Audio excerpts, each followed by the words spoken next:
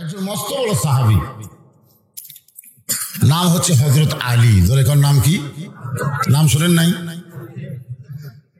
আল্লাহ রাসূল বলেছেন, আমি 400 বার আবু জেহেলের কাছে গেছি, প্রত্যেকবার আবু জেহেল আমাকে অপমান করে ফিরে দিছে।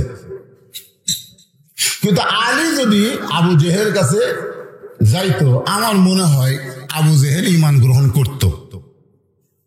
তো সাহাবীরা বললেন, হুজুর তাহলে আপনি না যায় আলী পাঠিয়ে দিলি তো হয়। রাসূল বললেন, আমার বড় ভয়, কারণ আমার সঙ্গে আবু জেহেল যে ব্যবহার করে, ওই ব্যবহারটা যদি আলীর সঙ্গে করে, আলীর সঙ্গে সঙ্গে কি করবে? এই জন্য যতদিন আল্লাহ রাসূল দুনিয়াতে ছিলেন ততদিন আলীকে দাওয়াতের কাজে পাঠাননি। রাসূল বলেছেন, আমি যখন থাকবো না, আমার এই কাজ তোমাদের করতে হবে। এই কাজ কে করবে? আনা মাদিনাতুল ইলমে ওয়া আলিউ বাবুহা। রাসূল বলেছে, আমি হচ্ছে ইলমের শহর, আর এই শহরের দরজার নাম হলো হযরত আলী। জোরে কোন সুবহানাল্লাহ। তাহলে আলেম হিসাবে যত নবীর সাহাবী ছিল, সবচাইতে বড় আলেমের নাম কি?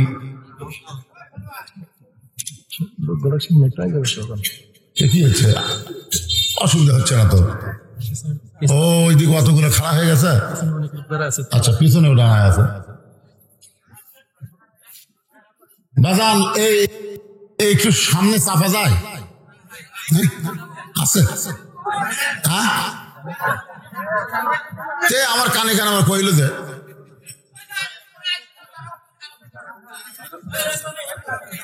এই বাবা, তোমরা যদি বসবার চাও ভিতরে এসে বসো। আচ্ছা ঠিক আছে। এনারা হচ্ছেন মেজমান, বোঝেন না? আর আপনারা যারা ওয়াজ শুনতে আইছেন তারা কি? মেহমান। মেহমানদের বসতে দেওয়া সুন্নাত। এই জন্য ওনারা বলছে যে হুজুর দেখেন তো, যারা বাহিরে দাঁড়িয়ে আছে, আশেপাশে আছে, তাদেরকে বসানো যায় কিনা। এই জন্য কি হলো? এখানে কি হয়েছে? কিছু অসুবিধা হয়েছে? হ্যাঁ, একটু চাপেন, জিকির করেন আর চাপেন। যা হয় পিছনে ফাঁকা থাকে, অসুবিধা নেই। চাপা আপনারা আসেন, যারা আশেপাশে রাস্তা আছে তোমরা এসে বসো। লা ইলাহা ইল্লাল্লাহ, লা ইলাহা ইল্লাল্লাহ, লা ইলাহা ইল্লাল্লাহ, লা ইলাহা ইল্লাল্লাহ, লা ইলাহা ইল্লাল্লাহ, লা ইলাহা ইল্লাল্লাহ, মুহাম্মাদুর রাসূলুল্লাহ সাল্লাল্লাহু আলাইহি ওয়াসাল্লাম। আল্লাহ কোরআনে বলেছেন, ওমান আহসানু কওলান মিম্মান দাআ ইলাল্লাহ ওয়া আমিলা সালিহান ওয়া ক্বালা ইন্নানি মিনাল মুসলিমিন। ওই ব্যক্তির চাইতে উত্তম কোন ব্যক্তি নাই যে ব্যক্তি মানুষকে আল্লাহ রাস্তায় ডাকে, আল্লাহ রাস্তায় দাওয়াত দেয়, আল্লাহ রাস্তায় তাবলীগ করে। ওই মানুষের চাইতে উত্তম কোন মানুষ নাই যে মানুষ আল্লাহ রাস্তায় কি করে? মানুষকে দাওয়াত দেয়, মানুষকে ডাকে, তাবলীগ করে। কিন্তু এখানে বলেছে শুধু ডাকে না, আমিলে সালেহ আসে, নিজেও নেক আমল করে, ইন্নানি মিনাল মুসলিমিন, এবং সে মুসলমান হিসেবে সমাজে পরিচয় দেয়। এটা হলো আমার আল্লাহর বাণী। বাংলাদেশের আলেমদের পক্ষ থেকে বিশ্ব ইজতেমাতে তারিখ নির্ধারণ করা হয়েছে। এটা কত? বিশ্ব ইজতেমা টঙ্গীতে 13-14-15। হ্যাঁ, দুই দল কিন্তু আছে, বুঝলেন? একটা হলো জাহেল দল, একটা হলো আলেম দল। এই কথাটা খেয়াল করবেন। জাহেল যারা, এর সমস্যা হলো এরা 3 চিল্লা দিয়ে এসে মুক্তি হয়ে যায়। আমাদের বাংলাদেশে কিছু লোক সৌদি আরবে কিন্তু কাম করবার যায়, যখন কি করবার যায়? কাজ করবার যায়। 4 বছর পরে এসে ওই মসজিদের মধ্যে ফেতনা করতেছে। 4 বছর পরে ঘুরে যাচ্ছে, আসে আমি হাত এটি বাঁধে গেছে। ওই কিন্তু সৌদি আরবে পড়বার যায়নি, কাম করবার গেছে। যখন কি করবার গেছে? ওই কি করবার গেছে? মুক্তি হবার গেছে। এটা হাত বাঁধে, পা ফাঁক করে থই, এরকম তুলে মারে। ওর দাদা মারেনি, ওর বাপও মারেনি, কিন্তু ওই মারে। আমি বললাম কেবারে এরকম হলি কেন? সৌদি আরবে চলেই চলে, আসল জাকাত যেটা চলবে সেটা করবে। বাংলাদেশের কোন আলেম সৌদি আরবে যায় পরিবর্তন হয়নি, কিন্তু এই জাহেল গুলো যায় যা দেখিছে তাই শিখেছে। ধরে কোন কথা ঠিক কিনা? আসেন, আল্লাহ রাসূল দুনিয়া থেকে বিদায়ের পরে হযরত আলীর উপরে এই দায়িত্বটা পড়ে গেলেন। কি দায়িত্ব? এই নবিয়ানা কাজ, দাওয়াতের কাজ। কারণ দাওয়াতের কাজ করতে গেলে তার ইলম থাকতে হবে। ইলম থাকার দরকার আছে না? জোরে কোন আছে না? এই যে নাস্তিকেরা যে 6টা প্রশ্ন করলো, এর উত্তর দেওয়ার মতন ইলম আলিমের থাকা লাগবে। তো নিচে খেয়াল উপরে সামিয়ানা, এই যে কেমনে জান্নাতের বাগান হলো, এটা আপনারা দিবেন না পারলেও আমার দেওয়ার যোগ্যতা থাকা লাগবে। জোরে কোন কথা ঠিক কিনা? লাভ দৌড়ে একজন বলতে সারা জীবন কন সূরা ফাতিহা কোরআনের মা, সারা জীবন কন সূরা ফাতিহা কোরআনের মা। তো কোরআনের বাপ কোন সূরা? আমি চিন্তা চলে গেলাম, ফেরে সূরা ফাতিহা হলো উম্মুল কোরআন, কোরআনের মাও। তো কোরআনের বাপ কোনটা রে? ওই হক কন কোন সূরা বাপ? আমি কইলাম বাজান সব জায়গায় বাপ খোঁজা ঠিক না। তো বলে সব জায়গায় বাপ খোঁজা ঠিক না মানে? তুমি বলো ঈসার বাপকে, বলো ঈসা নবীর বাপকে। ঈসা নবীর বাপ নাই। ঈসা নবী যদি বাপ ছাড়া হবার পারে, আমাদের কোরআনও বাপ ছাড়া হবার পারে। জোরে কোন কথা ঠিক কিনা? তাহলে মাও তো হচ্ছে, বাপের কি দরকার? তাহলে এইরকম কিছু টেকনিক, কিছু ব্রেন থাকার দরকার আছে না? নাই? জোরে কোন আছে না?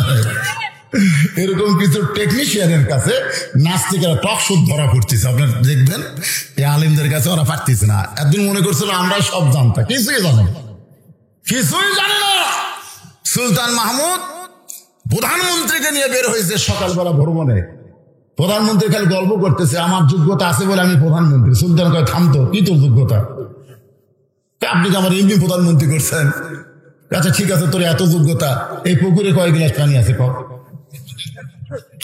প্রধানমন্ত্রী কয় দাও না। আপনার কি মাথা খারাপ নাকি? পুকুরের পানি কোন দিন গিলাস দাম হওয়া যায়?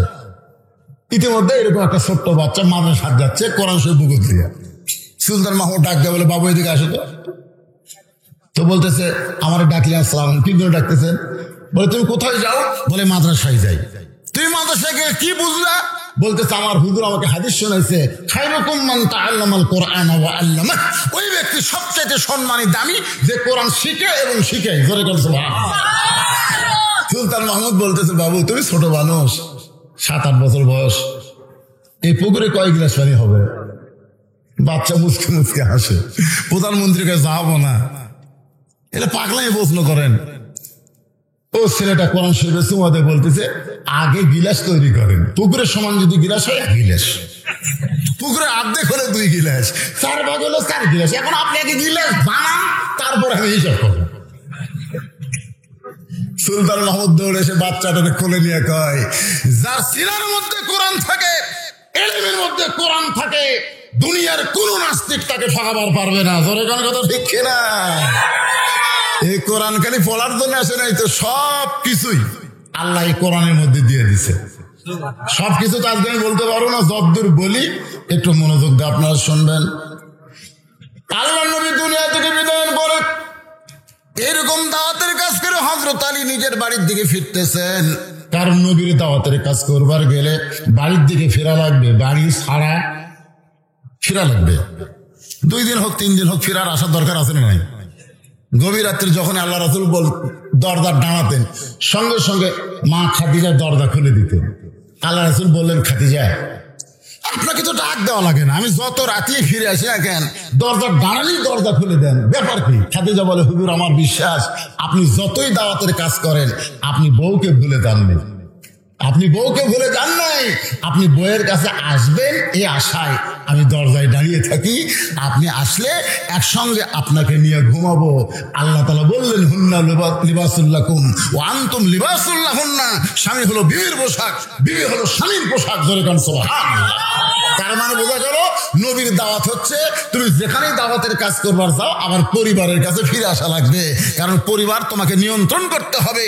প্রত্যেকটা অভিভাবককে, প্রত্যেকটা পরিবারের জন্য আল্লাহ রাখাল স্বরূপ দুনিয়াতে প্রেরণ করেছে। জোরে করে কথা ঠিক কিনা? ওই মুয়াজ্জিন আমাকে বলে, হুজুর আগে তো আমি আজান দিতাম কিন্তু এরকম হতো না, এখন কি হয়েছে? ওই ফজর আজানে যখন শুরু করি তখন কতগুলো কুত্তে দৌড়ে আসে হুজুর। আমি আজান শুরু করতে ওরা বাংলার কাছে, আমি আজান দিই এরা উ করে। আপনাকে এলাকাতে এরকম হয়? মুয়াজ্জিন আজান দিলে কুত্তে কিন্তু লোকমা দেয়। তাকে মুয়াজ্জিন বলে, হুজুর এইরকম কুত্তে উ করে কেন? আমি বললাম, মুয়াজ্জিন আমাকে চিন্তা করা লাগবে, কি জন্য কুত্তে এরকম করে। কুত্তে তো আগে এরকম করতো না, আগেকার মুয়াজ্জিন আজান দিচ্ছে তখন তো করেনি, এখন করে কেন? তো একদিন আমি চিন্তা করলাম যে কি খবর। মুয়াজ্জিনের কাছে গেলাম, যা বললাম যে ছেলে মেয়ের খবর কি? তো মুয়াজ্জিন বলতেছে আমার 2 আগে, মানে ছেলে বলতেছে না আমার 2 আগে, সারাদিন ঘরে সারা রাত ঘুমাই, এক শালাও নামাজ পড়ে না। আমি বললাম এই জন্য কুত্তা লোকমা দিচ্ছে, কেন আল্লাহ বলেছে কু আনফুসাকুম ওয়া আহলিকুম নার, জাহান্নামের আগুন থেকে বাঁচতে গেলে একলা বাঁচলে হবে না, তোমার আহলদের নিয়ে বাঁচা লাগবে। জোরে কোন কথা ঠিক কি না? তুমি মুয়াজ্জিন আযান দাও আর সালাতে খায়রুম মিনান নাওম, তোমার ছেলে শুনতে পায় না, এই জন্য তোমার আযান কুত্তা সহ্য করতেছে না। কি মনে করতেছেন? হযরত আলী দাওয়াতের কাজ করে নিজের বাড়ির দিকে যখন ফিরতেছেন, এমন সময় রাস্তার পাশে তাকায় দেখেন একটা মানুষ পড়ে আছে। খুব খেয়াল করে শুনবেন, মরে আছে না জীবিত আছে এইটা জানার জন্য হযরত আলী সালাম দিলেন, কারণ মরা মানুষকেও সালাম দেওয়া যাবে। গোরস্থানের পাশ দিয়ে যদি যান আপনি সালাম দিবেন, যদিও সালামের উত্তর পাবেন না, কিন্তু যাদেরকে সালাম দেবেন তাদের জন্যই আল্লাহ রহমতের দরজা খুলে দিবে। আপনারা যখন গোরস্থানের পাশে দিয়ে যান সালাম দেন না, আপনার কি উত্তর পান? কিছুদিন আগে একজন পাশে এটা ফেসবুক দিছে, মানে মাঝে মধ্যে কবর যায় আর বাপের কবর জিয়ারত করে যাই বলতেছে আসসালামু আলাইকুম আহলাল কুবুর, একজন লোক আছিল পাশের কাছে, ওয়ালাইকুম আসসালাম, যেই কসে বুঝলেন স্যান্ডেল খেয়ে দৌড়। মানে তারপর যদি বলে ভাই চলো কবর, বাপ মা না না না আর যাবো না ভাই, যে ভয় খাওয়া খাসি আমি আর যাবো না। মানে শয়তান তোর এমন ভাবে ধোকা দিছে। আজকে সমাজে কোনো ছেলে যদি ভালো হবার চায়, অনেক শয়তান ছেলে তাদেরকে নষ্ট করার পায় তারা করে। জোরে কোন কথা ঠিক কিনা? কারণ বর্তমানে যুবকদের যে চরিত্র আমি দেখতেছি, এই ইয়ং জেনারেশনকে যেভাবে দেখতেছি, স্বয়ং জিবরাইল এসেও যদি ওয়াজ করে, এদেরকে ভালো করা যাবে না, এদেরকে ভালো করার কোনো সম্ভাবনা নাই। এই মোবাইল এদের জীবন ধ্বংসের একেবারে দ্বার প্রান্তে পৌঁছা দিয়েছে। জনগণ কথা ঠিক কিনা? এই মোবাইল এই ইয়ং জেনারেশনকে এমন জায়গায় নিয়ে গেছে, সেখান থেকে ফিরে আনা খুব কঠিন। বক্তার ওয়াজ দিয়ে এই যুবকদেরকে সাইজ করা যাবে না, এমনকি স্বয়ং জিবরাইলও যদি ওয়াজ করে তাও এরা সে ওয়াজ শোনা ভালো হবে না। তাহলে আপনার বলুন হুজুর এভাবে কি সমাজ ধ্বংস হবে? ধ্বংস হবে না। এই সমস্ত যুবকদেরকে ভালো করতে গেলে একটা মন্ত্র লাগবে, সেই মন্ত্র হলো অনুনাজ্জিলু মিনাল কুরআনি মা হুয়া শিফাউ ওয়া রাহমাতুল লিল মুমিনিন। এই যুবকদের ভালো করতে গেলে বর্তমান সরকারের আইন দেওয়া হবে না, পুলিশের আইন দেওয়া হবে না, র্যাবের আইন দেওয়া হবে না, মানুষের তৈরি করা আইন দেওয়া হবে না। এই যুবকদেরকে ভালো করতে গেলে আমার আল্লাহর কোরআনের আইন লাগবে। ধরে ঘন ঠিক কিনা? কি হয়েছে জানেন, আমার এলাকাতে যে আর্জেন্টিনা আর ব্রাজিল, আর্জেন্টিনা আর ব্রাজিল, আমি তো এগুলো বুঝি না, পতাকা বানাচ্ছে, পতাকা। আর্জেন্টিনারা বানাচ্ছে 200 হাত, 500 হাত, ব্রাজিলেরা বানাচ্ছে 300 হাত পতাকা, গোটা রাস্তা পতাকা, খালি এই পতাকা চলছে। এই ছেলেরা সেলুনে যা বলতেছে যে আমার চুল মেসির কাটিং করো, মেসি যেভাবে চুল, আরেকজন আমারটা নেইমারের মতন করে দাও। আপনারা বলেন তো, যেই যুবক মেসি নেইমারকে অনুসরণ করে মাথার চুল কাটতেছে, আর্জেন্টিনার পতাকা বানায়, ব্রাজিলের পতাকা যেই যুবকেরা বানাইতেছে, এই যুবককে কি দিয়ে ভালো করবেন? আপনি কি জানেন আর্জেন্টিনায় নামাজ তো দূরের কথা, আজান দিবার দেয় না, আজান দিবার দেয় না, ব্রাজিলে কোরআন তেলাওয়াত করতে দেয় না। মেসিকে সাংবাদিক জিজ্ঞাসা করছে যে পৃথিবীর মধ্যে আপনার একটা ভক্ত দেশ আছে, সে দেশের নাম হলো বাংলাদেশ। মেসি বলতেছে বাংলাদেশ কি? মেসি বলতেছে বাংলাদেশ কি? বাংলাদেশ একটা দেশ। আমি তো জানি না। পরে মানচিত্র দেখে 1 লক্ষ টাকার মধ্যে একটা দেশ আছে, তার নাম বাংলাদেশ। কোটি কোটি ভক্ত মেসি কয় আমি ওই দেশের নামই জানি না। যেই দেশের নাম মেসি জানে না, সেই মেসির মতন চুলের কাটিং তুমি করতেছো যুবক। তুমি তো জানো না মান তাসাব্বা বিকওমিন ফাহুয়া মিনহুম, যেই জাতকে যে অনুসরণ করবে সেই জাতের সাথে তার হাসর হবে। মেসির সঙ্গে নেইমারের সঙ্গে যাদের হাসর হবে এরা কোনোদিন জান্নাতের দরজা দেখবার পাবে না। জোরে কোন কথা ঠিক না? ফিরে আসো বাবা, ফিরে আসো। আর পাগলামি করিস না রে যুবকের, আর করিস না বাবা। কি পাগল! আমি প্রশাসনের লোকজনকে বলি যে আপনারা বাংলাদেশে কোন লোক যদি পাকিস্তান মনে করেন বিশ্বকাপে চান্স পেল, মনে করেন এই ফুটবল বিশ্বকাপে পাকিস্তান চান্স আছে,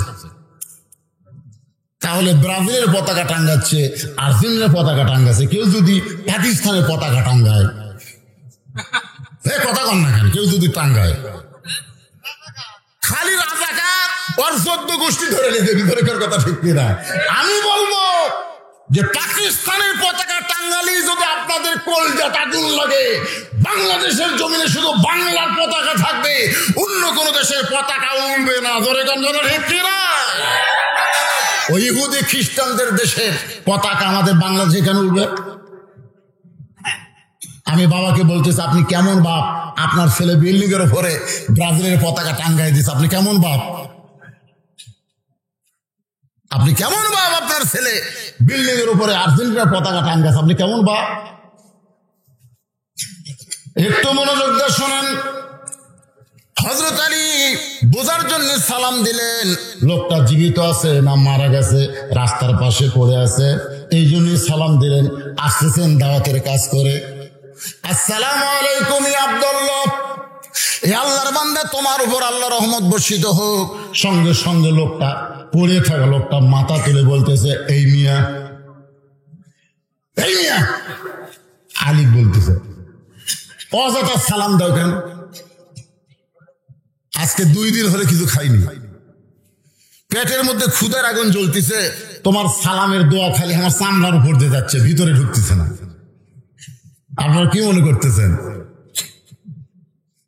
আমার পেটে যদি ক্ষুধার আগুন জ্বলে, কেউ যদি খালি বারবার সালাম দেয়, ওই সালাম দিয়ে কি আমার ক্ষুধার আগুন নিভবে? বর্তমান প্রধানমন্ত্রী কি করেছে, আগামী 23 সাল দুর্ভিক্ষ। মারাত্মক কিন্তু কথা। দেশের প্রধানমন্ত্রী যদি এই কথা কয় যে 23 সাল বাংলাদেশ দুর্ভিক্ষ হবে, আপনাদের কি মনে হয় যে এই দেশে একটা পাখি উড়ে দেওয়ার সময় পায়খানা করলে মাটি পড়লে একটা গাছ হয়? আমরা আগে জাম খাসি, আম খাসি, গাছ লাগে খাসি, মানুষ আম খায় আটি ফেলে দিছে, ওটা একটা গাছ হচ্ছে। পাখি জাম খায় পুড়ে যেতে পায়খানা করছে, ওটি একটা জামের গাছ হচ্ছে। যে দেশের মাটিতে পাখির পায়খানা পড়লে গাছ হয়, সেই দেশে কোনোদিন দুর্ভিক্ষ হতে পারে না। এই দেশটা হলো রহমতের দেশ। জোরে কোন কথা ঠিক কিনা? তবে আমি একটা জিনিস বুঝতে পারছি, 23 সাল দুর্ভিক্ষর বছর না, 23 সাল ইনশাল্লাহ পরিবর্তনের একটা বছর হবে। মানে যতদূর পর্যন্ত আল্লাহ আমাকে জানার তৌফিক দিচ্ছে, কিছু একটা হবে। কারণ খেলা হবার পারে না, 2 জন মাজা ধরে আছে, তারপরও একজন মন্ত্রী বলতেছে খেলা হবে, খেলা হবে। ওইকে তো খেলা হবার পারে না, আর মাজা ঢোকা দিয়ে ধরে থাকে। আমি তখন বললাম, চিন্তা করলাম, যেই দেশের এইরকম বিশাল বিশাল নেতা, তারা যদি খেলা হবে খেলা হবে এরকম অশ্লীল কথা বলে, সেই দেশে কিছু একটা হবেই হবে। ধরে কোন কথা ঠিক কিনা? খেলা হবে, জালেম আলেমের মধ্যে খেলা হবে, হক বাতিলের মধ্যে খেলা হবে, অন্ধকার আলোর মধ্যে খেলা হবে। ধরে কোন কথা ঠিক কিনা? দুর্ভিক্ষ হবে না, পরিবর্তন হবে। বুঝতে পারতেছেন না তো? আল্লাহর বান্দার একটু মনোযোগ দিবেন। হযরত আলীর রাগ হয়ে গেল, কারণ হযরত আলী এই 2টা হাত শুধু মোনাজাতের হাত না, এই 2টা দুইটা হাত হলো তরবারি ধরার হাত, এই দুইটা হাত হ্যাঁচকা টান দিয়ে কামুল দুর্গের দরজা ভাঙ্গার হাত। জোরে কর সুবহানাল্লাহ। সেই লোকটাকে বলতেছে, এই মিয়া 2 দিন হলে না খেয়েছি, নিয়ে সালাম দাও কেন? যদি পারো টোপলার ভিতরে খাবার দে। হযরত আলীর গাও খালি জ্বলতেছে, এখানে পড়ে আসিস, লড়ে ফেরিস না, তোর আবার এইরকম জবান। কিছু একটা বলতে যাবে এমন সময় আল্লাহর কোরআন হযরত আলীর সামনে এসে বলতেছেন, আম্মা সাইলা ফালা তানহার। সূরা মাউন পড়েন, আরাআইতাল্লাযী ইউকাযযিবু বিদ্দীন ফাযালিকাল্লাযী ইয়াদুল ইয়াতীম ওয়ালা ইয়াহুদ্দু আলা তুআমিল মিসকিন। আল্লাহু আকবার। আল্লাহর কোরআন এসে হযরত আলীকে বলতেছে, সব জায়গায় শক্তি খাটান যায় না, সাইলকারীর সঙ্গে খারাপ ব্যবহার করা যাবে না। এটা কার কথা? ওই ক্ষুধার কারণে খালি আমি বলছিলাম, বলছে হুজুর 2 টাকা দেন। আমি কইছি ভাই ভাঙতি নাই, খালি বলছি ভাঙতি নাই। ওই একটু সাইডে যায় বলতেছে, পান খাওয়ার সময় ঠিকই ভাঙতে হয় হুজুর, চা খাওয়ার সময় আপনার টাকা ঠিকই ভাঙতে হয়, খালি ভিক্ষা চালি ভাঙতি নাই। আমি কইলাম ফকির রে, কিন্তু কোরআনের আয়াত আমাকে রাগ বন্ধ করে দিল যে ফকির খিদে লাগছে, তুই তো কবি তোর ভাঙতি, তুই তো আসলেই ঠিক, চা খাওয়ার সময় ভাঙ্গাস না, পান খাওয়ার সময় ভাঙ্গাস না, তো ফকিরের ভিক্ষা দেওয়ার সময় ভাঙ্গাও পারিস না, না পারলে গোটাও দে। হযরত আলী বলতে, ভাইজান আমি দাওয়াতের কাজ করে নিজের বাড়ির দিকে ফিরতেছি, এই মুহূর্তে আমার সামনে আমার কাছে কোনো খাবার নাই, আমি তোমাকে খাবার দিবার পারলাম না, তুমি যদি কষ্ট করে আমার বাড়ি পর্যন্ত যাবার পারো তাহলে আমার বাড়ি থেকে তোমার সামনে খাবার দিব ইনশাআল্লাহ। ফকির বলতেছে, তোমার বাড়ি পর্যন্ত যাওয়ার শক্তি আমার নাই, যদি শক্তি থাকতো তাহলে রাস্তার কাছে পড়ে থাকতাম না, বাড়ি পর্যন্ত নিবার গেলে আমাকে কান্দে করে নেওয়া লাগবে। কি করবে বেকায়দা? আল্লাহর কোরআনকে সম্মান দিয়ে হযরত আলী ফকিরকে কান্দে করে নিজের বাড়ির দরজা পর্যন্ত নিয়ে আইছে। ফকির কান্দে চলেছে, দাওয়াতকারী হযরত আলীর কান্দে।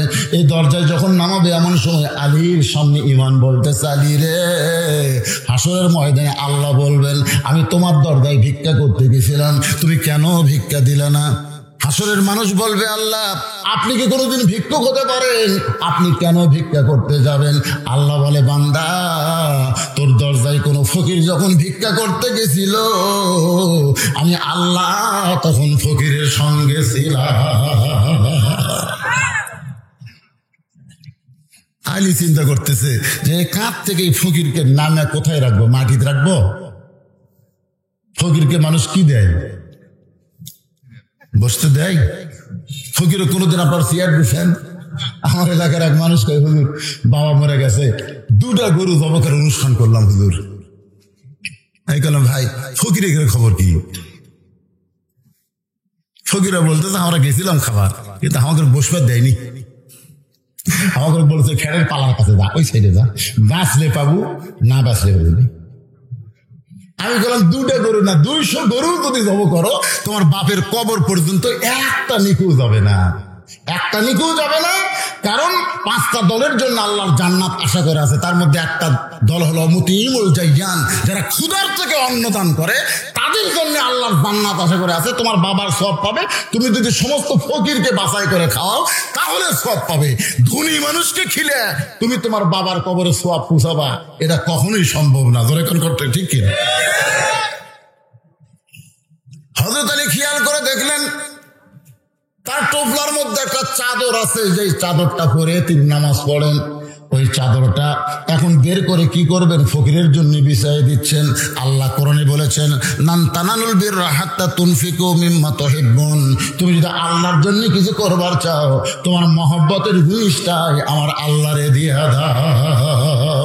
ওই চাদরটা মাটিতে বিছাইয়ে দিয়ে ফকিরকে হযরত আলী ওই চাঁদের উপরে বসাইয়া এখন দরজায় সালাম দিচ্ছেন। আমার মায়েরা যারা পর্দার অন্তরালে একটু মনোযোগ দিয়ে শুনবেন। হযরত আলী দরজায় সালাম দিচ্ছেন, আসসালামু আলাইকুম ইয়া আহলাল বাইত। যেই মাত্র হযরত আলী সালাম দিয়েছে, অন্দর মহলে ফাতেমা ছিল অন্দর মহলে। স্বামী দরজায় সালাম দিছে, আর স্ত্রী আছে কোথায়? অন্দর। খুব খেয়াল করবেন, এটা আপনাকে জানা দরকার। অন্দর। ইমাম গাজ্জালীকে অন্দর মহল সম্পর্কে বলা হয়েছে, হুজুর অন্দর মহল কি? ইমাম গাজ্জালী বললেন কবর। যে বলছে কবর, সব ছাত্র হুজুর অন্দর মহল কবরের সাথে কেন তুলনা? ইমাম গাজ্জালী বললেন, একটা মেয়ে মানুষ মারা গেলে ওই মেয়ে মানুষকে যারা কবরের মধ্যে নামাবার পারবে, কেবলমাত্র তারাই অন্দর মহলে ঢুকতে পারবে। কি বুঝলেন আপনারা? আমার কথা কি বুঝতে পারলেন? কি বুঝলেন? একটা মেয়ে মানুষ মারা গেলে ওই মেয়ে মানুষের লাশ ধরে যারা কবরে নামাবার পারবে, কারা ধরবার পারবে? স্বামী।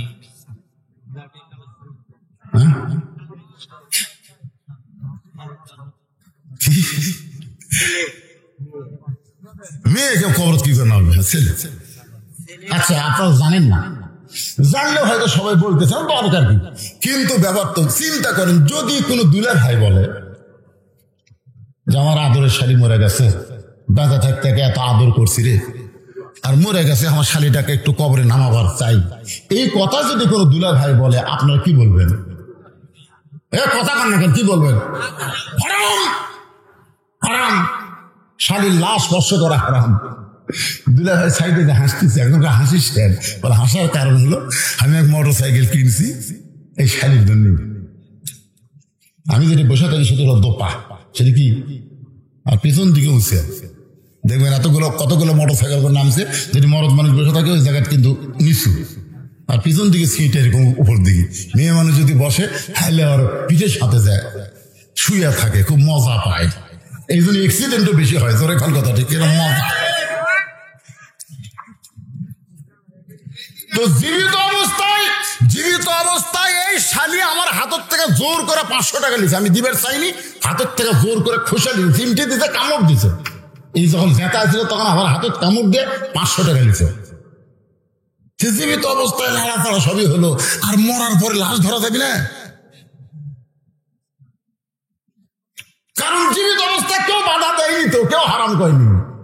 ওই শালির মোটর সাইকেল নিয়ে ঘুরছে, একটা লোক হারাম করেনি, একটা হুজুরও হারাম করেনি, একটা পাবলিকও হারাম, কিন্তু মরার পরে বলতো হাত দেওয়া হারাম। আমার হাসার কারণ হলো, বাংলাদেশে হারাম কখন হয়?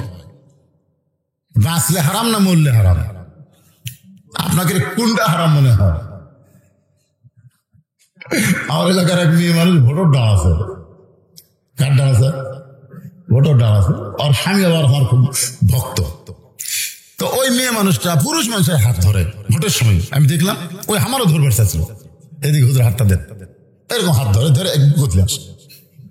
ওই মহিলা মেম্বার এইরকম ভাই ভাই ভোট কিন্তু ভাই, কি টেকনিক উঠে গেছে এবার, মানে শরীরের হাত নিয়েছে, যাও ঠিক আছে, বুঝছেন না, উই আর না উঠে পারে। তো এখন ওর স্বামীকে আমি বললাম, শোন, তোর বউ যে লাগিয়েছে এবার মেম্বার হলো, তোর এই বউ যদি মরে তুই কয় কাপড় দিব? তুই কয় কাপড় দিবি বল? হুজুর আপনি আলেম মানুষ, জানেন না মরে গেলে 5 কাপড়। আমি তো জানি না ভাই রে, যে মরে গেলে 5 কাপড়, বেঁচে থাকতে লাড়ালাড়ি, এটা তো আমি জানি না। আপনারা সত্যি করে বলেন, মরার পরে যদি মেয়েদের 5 কাপড় হয় এবং লাশটা যখন 5 কাপড় দিয়ে মোড়ায় খাটনিতে রাখে, তখন সমস্ত লোক বলে এই লাশ ঢাক, চাদর দিয়ে খাটনি ঢাক, মেয়ে মানুষের লাশও দেখা যাবে না, এই কথা বলে। জোরে তোর কথা ঠিক কিনা? সব মেয়ে মানুষের দেখবেন লাশ আবার চাদর দিয়ে ঢাকে। ফেরেশতা খালি ঘরে আর কয়, আল্লাহ এই যেত অবস্থায় গোটা পাড়া একেবারে বেপর্দা হয়ে ঘুরেছে, আর মরার পরে এত পর্দা করতেছে। আল্লাহ কয়, ফেরেশতা ওই দেশ হলো কোরআন ওয়াজ হয়, কিন্তু কোরআনের সমাজ না থাকার কারণে এই দেশে নারীদের অবস্থা এমন হয়ে গেছে। জোরে কোন কথা ঠিক কি না? যে মাত্র হযরত আলী সালাম দিয়েছে, সঙ্গে সঙ্গে অন্দর মহল থেকে ফাতেমা এক দৌড়ে আসতেছে, কারণ স্বামীর জন্য দরজা খুলবে। আল্লাহ রাসূল বলেছেন, স্বামী যখন দরজায়, বউ যদি দরজা করে দেয়, ও কিন্তু স্বামীর জন্য দরজা খুললো না, ও নিজের জন্য জান্নাতের দরজা খুলে নিল। এ মায়েরা শুনতেছেন? মা, স্বামী যদি দরজার ডাক দেয়, তাহলে বউ যদি এসে দরজা খুলে দেয়, ওই বউ স্বামীর জন্য দরজা খোলেনি, নিজের জন্য জান্নাতের দরজা খুলছে। গরিব মানুষেরা কিন্তু এই বউ দরজা খুলতেছে, কিন্তু ধনীকের ভাগ্য খারাপ। এর ক্ষেত্রে তোমার কলিং বেল আছে, এরা সালাম কালাম দেয় না, মারে টিপ।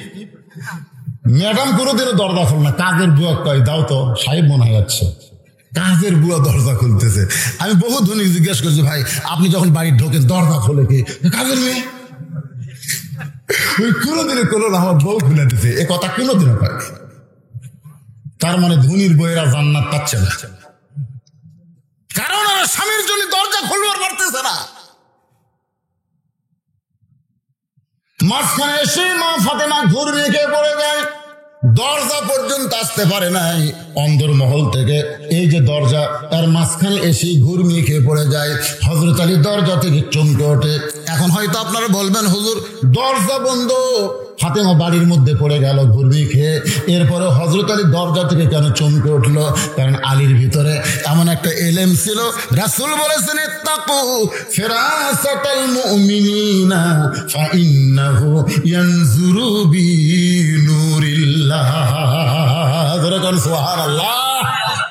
এই আলেমদেরকে আল্লাহ এমন একটা চোখ দিয়েছে, এই চোখ কিন্তু এই দুই চোখ না, এটা বন্ধ করলে এই চোখ খুলে যায়। আপনার বন্ধ করে দেখেন,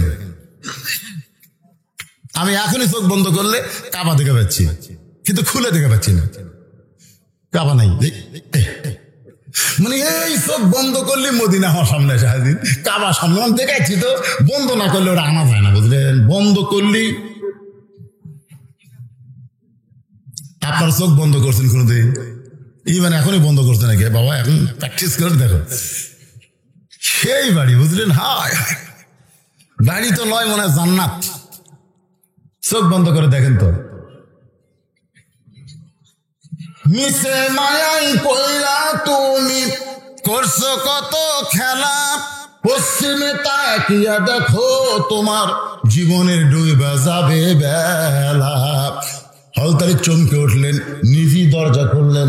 দরজা খুলে ভিতরে গিয়ে দেখে ফাতেমা পড়ে আছে। স্বামী কপালে চুমো দিয়ে বলে, বিবি গো, এইভাবে তুমি পড়ে আছো কেন? ফাতেমা বলতেছে, আমার ভাগ্য খারাপ, এতদিন পরে স্বামী আমার দাওয়াতের কাজ করে বাড়িতে আসলো, আর আমি দরজা খুলতে পারলাম না, আমার ভাগ্য বড় খারাপ, আমার ভাগ্য বড় খারাপ। আলী বলে, ফাতেমা তুমি কেন পড়ে গেলে সেইটা আগে বলো, তোমার শরীরে কোনো শক্তি নাই। ফাতেমা বলে, স্বামী গো, আজকে 3 দিন হলে আমার বাড়িতে কোনো খাওয়া নাই, আমি নিজেও খাইনি, আপনার 2টা সন্তান 2 দিন হলে না খাইয়া কানতে কানতে এখন ঘরের মধ্যে ঘুমায় গেছে। আমার শরীর দুর্বল হওয়ার কারণে আমি ঘুরমি খেয়ে পড়ে গেলাম, আপনার জন্য আমি দরজা খুলতে পারলাম না। আলী কান্দে, পাগলের মতন কান্দে, যার বউটা 3 দিন হলে খাই নাই, সন্তান 2টা 2 দিন হলে খাই নাই, আর দরজায় বসে আছে কে? যেরকম দরজাত কে বসে আছে? কি ফকির? ঠান্ডা ফকির না গরম ফকির? যে সালাম দিলে এই মিয়া, এখন যদি আলী যায় ফকিরকে বলে, বাবা ফকির, ও বাবা, তোকে আমি কান্দত করে নিয়ে আসলো বাবা, কিন্তু বাড়ির মধ্যে ঢুকা দেখতে আমার বউ 3 দিনের না খাওয়ারে, আমার সন্তান 2টা 2 দিন হলে খায়নি, বাবা মাফ করে, মাফ করে। এই কথা যদি আলী ফকিরকে বলে, ফকির তো সালাম বিলিয়ে দিয়ে দিছে, আর এই কথা বললে কি হবে? হযরত চিন্তায় পড়ে গেলেন, কি করব?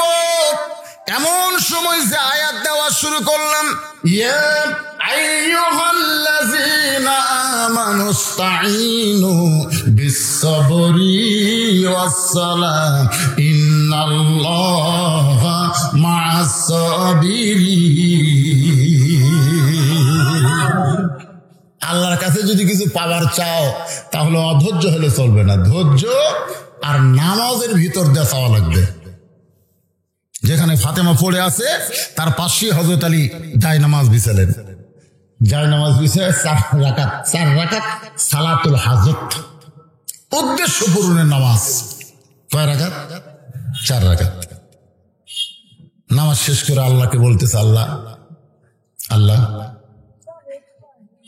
এমন একটা ফকির দরজাত বসে আছে আল্লাহ, যেই ফকির সালাম দিলে এই মিয়া কয়, যেই ফকির আমার কান্দে চড়ে দরজা পর্যন্ত আইছে, কিন্তু বাড়ির মধ্যে ঢুকে দেখি আমার বউ 3 দিনের না খাওয়া, সন্তান 2টা 2 দিন হলে না খেয়ে ঘুম পাড়তেছে।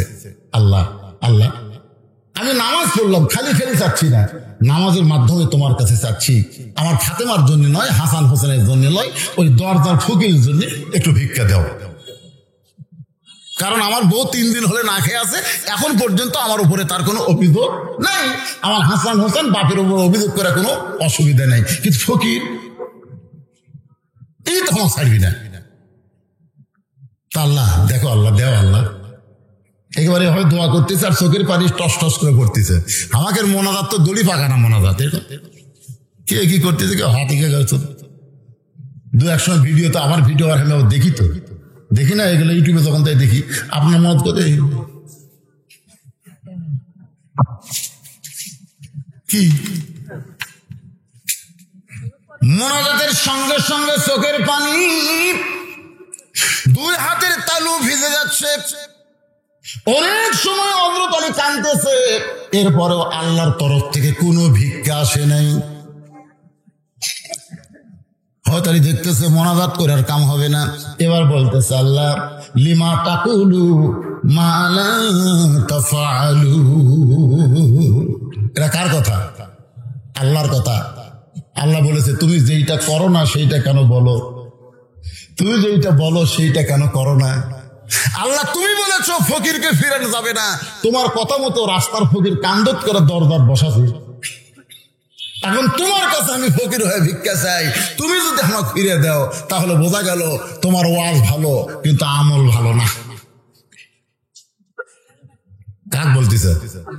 কথাটার মধ্যে কিন্তু পেঁয়াজ বোঝা লাগবে। দেখেন, তুমি বলেছো ফকিরকে ফিরাস না, তোমার কথা মানবার যায় ফকিরকে কান্দত করে বাড়ির দরজাত বসালাম, এখন তোমার কথা আমি ফকির হয়ে ভিক্ষা চাচ্ছি। আমি কি আমার জন্য চাচ্ছি, আমার সন্তানের জন্য চাচ্ছি না, আমার বিবির জন্য চাচ্ছি না, দরজার ফকিরের জন্য ভিক্ষা চাই, তারপরে তুমি দেও না।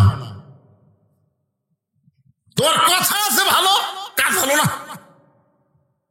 এমন কথা আল্লাহ কইছে রাগ করে। সঙ্গে সঙ্গে আল্লাহ জান্নাত থেকে 1 টোপলা খাবার হযরত আলীর 2 হাতের মধ্যে দিয়া দেয়। দুনিয়াতে কোনো ধনী মানুষ যদি ভালো কিছু পাক করে, আপনারা বলেন তো আশেপাশে সুগন্ধ যায় কি যায় না? ধনীর বাড়ির পাশে হলো গরিবের বাড়ি। প্রতিদিন ধনী ইলিশ মাছ খায়, গরুর গোশত খায়, দেশি মুরগি খায়, আর গরিব চাউলের যে দাম, ঠিক মতো চাউল কিনবার পারতেছে না। একই জায়গায় বাড়ি, এটা গরিবের বাড়ি, এটা ধনীর বাড়ি। ধনী প্রতিদিন খায়, ধনীর ছেলে কমলা খায়, সোঁচা ফেলা দিলে গরিবের ছেলে দৌড়ে গিয়ে ওই সোঁচা তুলে মুকুট দেয়, মুকুট দেয়, সোঁচা তুলে মুকুট দেয়। ওই সোঁচা নিয়ে বাবার কাছে কান্দের, বলে বাবা এইটা খাবো। চাল কেনার পয়সা নাই, ছেলে যখন কমলা খাবার চায় বাবা ঠাস করে কান ছড়ায়, চর মারে। আল্লাহ ডাকতে বলে, ধনী রে তুই জান্নাতে যাবার পারবি না, জান্নাতে যাবার পারবি না। জান্নাতে যদি যাবার চাও তাহলে তোমার পাশের গরিবের বাড়িকে আগে দিয়ে তারপরে তুমি খাও। কথা কর না কেন, কথা কর না কেন? 1 লাখ লাখ খাবার চাও, দরজা বন্ধ করে খা। এখন সব অ্যাডভার্টাইজ আনছে, 1 লাখ লাখ খাবার চাও, দরজা বন্ধ করে। দরজা বন্ধ করে মুসলমান খায় না। মুসলমানের জাতির পিতা ইব্রাহিম আলাইহিস সালাম সবসময় দস্তরখানা বিছায় খাইছে। জোরে করে কথা ঠিক কি না? একা একা খাইনি রে, একা একা খাইনি, সবসময় রাস্তার দাঁড়া থাকতো, রাস্তার দাঁড়া থাকতো। আল্লাহর কি কামে একদিন বিকেল হয়ে গেছে, বুঝলেন? কোন মানুষ আমাকে জাতির পিতা ইব্রাহিম পাচ্ছে না, একটা বুড়া মানুষ আইছে, নিয়ে গেছে, নিয়ে দস্তরখানা বসে আবার বিসমিল্লাহ ছাড়া শুরু করছে। হয়তো ইব্রাহিম বলতেছে বিসমিল্লাহ বলেন, বিসমিল্লাহ বিসমিল্লাহ। না না, আমি তো বিসমিল্লাহ ধরলই। আমি অগ্নি পূজা করি, আমি বিসমিল্লাহ কবো কেন? যেই বছর আমি বিসমিল্লাহ দল লই অগ্নি পূজা করি, খালি কাটে গেছে। ইব্রাহিম আলাইহিস সালাম দেখতেছে শালা তুই তো মুসলমানই না, খালি খেডা লিছে। ফকির তো চলে গেছে। আল্লাহ ডাক দেওয়াল, ইব্রাহিম যাক আমি 80 বছর হলে পাল্টিছি, আর এক সুন্দর খিলাবে পারলা না? আমি আল্লাহ 80 বছর ধরে রেজেক দেই, আর এক সুন্দর দাওয়াত দিয়ে খালি কেড়ে নিলে নবী আমার ডিগ্রি যদি রাখতে চাও তাড়াতাড়ি দৌড় দাও। ইব্রাহিম ও ভাই রে, ফকির কয় কি হতো বুকত লেখা সব ভাই সব কি জন্যে খালি কায়দা নিয়ে ডাকেন কেন? বলে আমার আল্লাহ ডাক দেয়, বলে ইব্রাহিম যাকে 80 বছর খাওয়া এক সন্ধ্যা দাওয়াত দেখাবার পারলি না, সে আল্লাহ তোকে ডাক দিবার কইছে। অগ্নিপূজক কান্দার বলে আজ থেকে একদিন ছাড়া দিলাম, তোমার আল্লাহ কি আমার আল্লাহ মেনে নিলাম।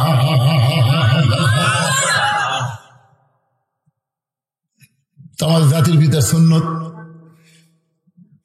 আমাকে এক মুরব্বী গ্রহণ করছে, কিন্তু কাম হলো মুরব্বীর আবার বউ গেছে মরিয়া, বুঝলেন তো? প্রতিদিন রাস্তার থেকে একটা করে ফকিল্লা বাড়িতে আসে। বেটার বউয়ের আর সহ্য হচ্ছে না। বেটার বউকে বুড়া তুই কি ভাত দেওয়া আমার কঠিন, তুই কি আবার এই যত সহায় সম্পত্তি বাড়ি ঘর সব কিন্তু বুড়ার। যে বুড়া ফকিরকে নিয়ে আসে, বুড়া কিন্তু ইমনি আনে না, জমাজমে সব ছেলে দিছে, ছেলে দিছে।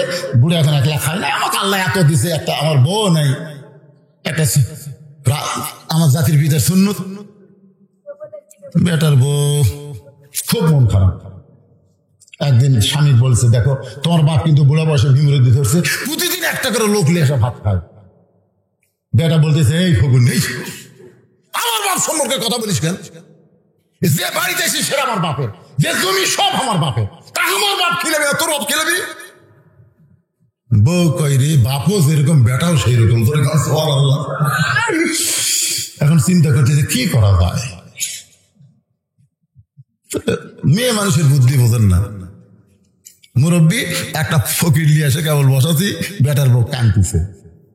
কি আছে বৌমা? আব্বা আপনি জানেন না তো, আপনি এরকম আজকে একটা লোক লিয়াচ্ছেন, ভালো মন্দ কিছু পাক কর্ম কিছুই নেই। বুড়া বলছে তাহলে ব্যাগ দাও, টাকা দাও। তো ব্যাগ আর টাকা দিছে, আব্বা একটু ভালো মন্দ বাজার করে নিয়ে আসেন, আপনি একটা মানুষ নিয়েছেন, তা খিলান লাগবে না। মুরব্বী খুশি হয়ে বাজার করে গেছে। আর ওই বেটার বউ ওই বুড়ি যে ফকির যেটি বসে আছে, ওই ফকিরের কাছে যাই মরিচ পিসটিস আর কান দিচ্ছে। এদিক তো বুড়ে হাত করে গেছে। ফকির বলছে কি আমার কান্দ কেন? বলে কান্দার কারণ হলো তুমি বাবা, তুমি আমার জন্য কান্দিছি না বাবা, তোমার জন্য। আমার শ্বশুর মধ্যে একটা ব্যারাম ঢুকছে, একটা করে ফকির বিঙ্গে ধরে আসে, আর এই যে শিল দেখতেছে, মরিচ দেখতেছে, এই শিলের আঘাত মরিচ দিয়ে তোমার পাক এর আগে দিয়েছিল বাবা, ওই ব্যবসা হয়ে গেছে, আর যে তোমার কি হবে এই জন্য আমি কান্দিছি। ফকির কয় তাই তো রে, যে দেশে ছায়া ভিক্ষা পাওয়া যায় না, আর সেই দেশে আমার হাত ধরে খিলাবার নিয়ে যাচ্ছে, এ বুড়ের তো মাথা খারাপ। বেটার বইয়ের কথা শুনে ফকির দৌড়। ফকির আর থাকে ইদিক মুরব্বী বাজার করে, অভাব রে ভাই, বাপ মা যদি মরে যায় কিয়ামত পর্যন্ত কানলে বাপ মা পাবেন না। দরকার হলে বউ তালাক। কথা কন না কেন? হ্যাঁ